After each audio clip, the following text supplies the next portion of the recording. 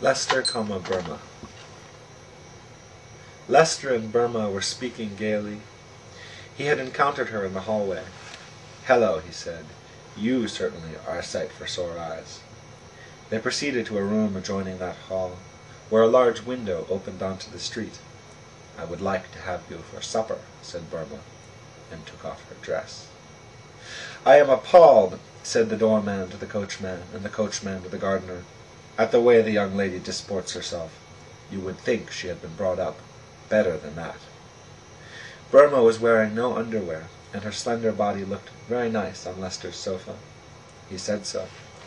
"Thank you," said Burma. "I swim each day and use fine oils." "Of course you do," said Lester.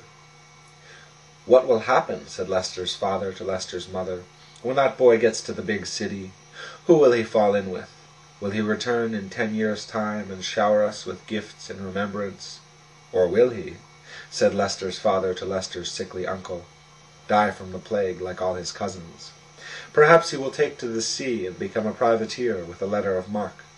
"I would like that," said the uncle. "I would like that also," said Lester's father. A cloud of bees overtook the window and screened the room for a minute. "Do you think they'll harm us?" asked Lester. "Why, no," said Burma. "They're just curious. Aren't you ever curious?"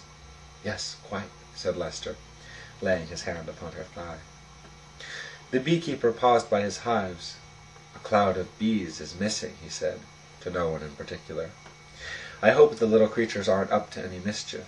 I hope they return by dark so I can tuck them in their little beds and read them fairy tales." "At any rate," said Lester, "we might at least have a look in the bedroom and see what's going on in there."